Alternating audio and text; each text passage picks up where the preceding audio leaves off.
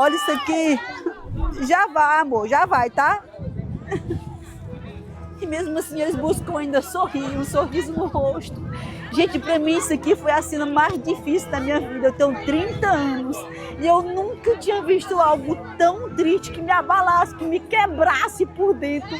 Como isso aqui tá me quebrando, gente. Jovens brancos, sorridentes ou chorando, cercados por crianças angolanas de olhos grandes e atentos. Pratos de comida são distribuídos, câmeras ligadas, fotografias, vídeos, histórias curtas pensadas para as redes sociais. Essas imagens circulam rápido, tocam emoções, geram doações e provocam reações. Para alguns são prova de solidariedade, para outros um espetáculo desconfortável. Mas esse cenário não é por acaso, ele ilustra o que nós chamamos de o Salvador Branco. Um contexto que descreve a narrativa em que um ocidental surge como herói em contextos de pobreza africana, enquanto a miséria se transforma em pano de fundo emocional. A abordagem frequentemente deixa a população local sem voz e reduzida a figurantes passivos. A sua autonomia e suas soluções, tudo isso passa a ser segundo plano, mais importante, a bela história do Salvador. Mas antes de julgar e rotular tudo, Salvador Branco, devemos entender e analisar aonde é que esse cenário existe.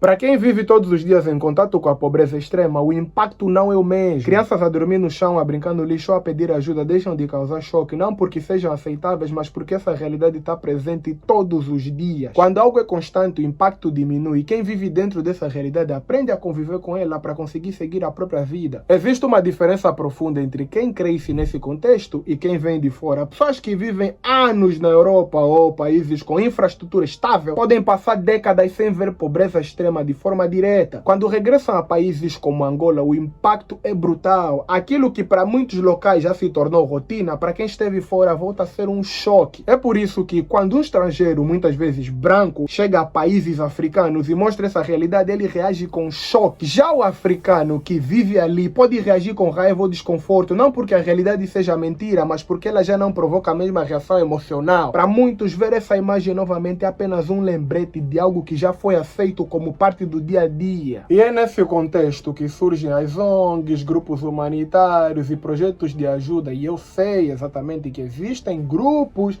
existem projetos que tiram proveito disso, usam as crianças como imagem para receber doações e usam o mesmo dinheiro para proveito próprio, mas também existem grupos e ONGs que ajudam realmente famílias, ajudam crianças, mudam a vida de pessoas. Existem crianças que só comem graças a esses projetos, existem comunidades que recebem apoio que nunca receberam de Estado, nem de líderes e nem de figuras públicas do seu próprio país. E é aí onde entra o Salvador Branco. Por conta de muitas ações, muitos acusam eles, não, vocês deixam o vosso próprio país para ir ajudar no outro país, sendo que o vosso país também precisa de ajuda para que vocês possam ganhar mais visibilidade, para que possam ser vistos como boas pessoas. Só que isso é usado muitas vezes de forma errada para pessoas que estão realmente a ajudar a mudar a vida de certas famílias e de certas crianças que nunca tiveram nada na vida. Como, por exemplo, nós temos o caso da Zuzu for Africa. Fundada em 2017, a ONG atua em Angola desde 2019 com ações voltadas ao bem-estar comunitário, atendimento médico e odontológico, distribuição de kits de higiene, medicamentos, material escolar, roupas e mais de 800 refeições diárias. No ano passado, os vídeos do projeto dividiram a internet em dois. De um lado, quem apoia a exposição como ferramenta de sensibilização e ajuda, do outro, quem critica a estética e a narrativa usada. As críticas concentram-se em dois lados: a encenação da miséria e a exposição de crianças vulneráveis. A encenação da miséria, pessoas extremamente pobres aparecem como cenário humano, enquanto que influenciadores bem vestidos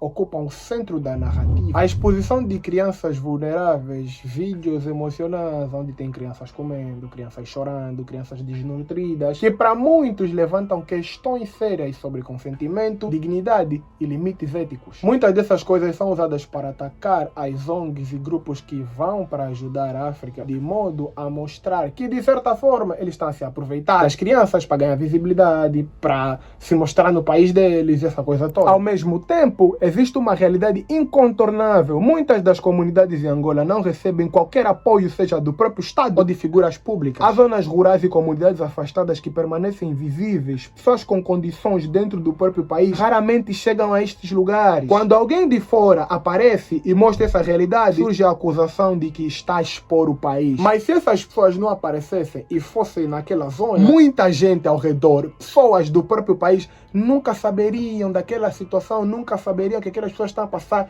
aquela necessidade. Nesse momento, pessoas que vivem nas províncias Luanda, Benguela, Lubango, Uambo ou noutras províncias nunca se perguntam se no Mochico tem pessoas a passarem por necessidade. Nunca se perguntam se no Cunene tem pessoas a passarem e não tem água para beber. Mas se aparecer um grupo e expor essa situação, vão falar: nós sabíamos dessa situação, sendo que vocês raramente vão ou quase nunca vão para lá. Existe também a ideia ou crítica de que quem ajuda não deveria filmar. Só que essa ideia anula ou simplesmente vai contra a forma como o mundo funciona atualmente. Causas crescem através de imagens e vídeos. Doações acontecem porque alguém viu, sentiu, ouviu e decidiu agir. Filmar não anula ajuda. O problema não é mostrar. O problema é quando a imagem se torna mais importante do que as pessoas. Muitos africanos, de modo geral, rejeitam ajuda externa porque não querem ser vistos como dependentes. O desconforto é legítimo, mas surge uma pergunta: se não existe solidariedade interna suficiente, se quem melhora de vida sai do país, quem fica para ajudar quem está no país?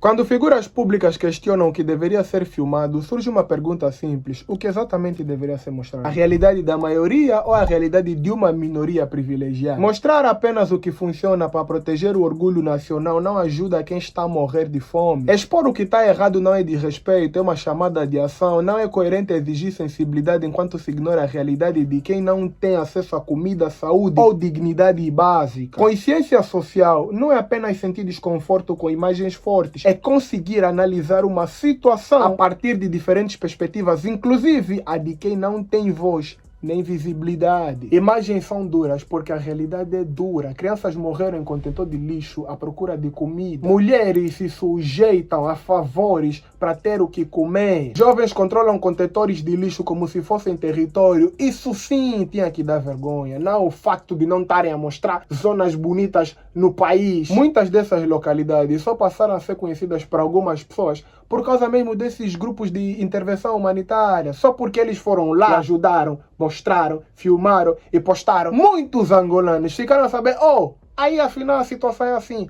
Oh, aí não tem casa. Oh, aí não tem água. Oh, aí não come. Pelo simples fato de que alguém de fora veio e mostrou. Existem pessoas que nem sabem de certas condições em certas províncias pelo simples fato de que o único território deles é Luanda e zonas específicas. A indignação seletiva surge quando a exposição incomoda mais do que a própria situação. A chamada síndrome do Salvador não é causa do problema, ela é uma consequência direta da falha do Estado. Organizações humanitárias não surgem do nada, elas aparecem onde políticas públicas falham, onde não há liderança, estrutura ou responsabilidade governamental. Num país organizado que ajuda o seu próprio povo, esses grupos não iriam porque não teria a quem ajudar. E muitos vão vir e vão dizer: ah, o Ocidente nos fez pobre para depois vir nos ajudar. Eu não vou tirar isso da mesa, mas eu posso dizer que atualmente o causador da pobreza em muitos países africanos é o próprio africano. Criticar a exposição da pobreza sem apontar as causas estruturais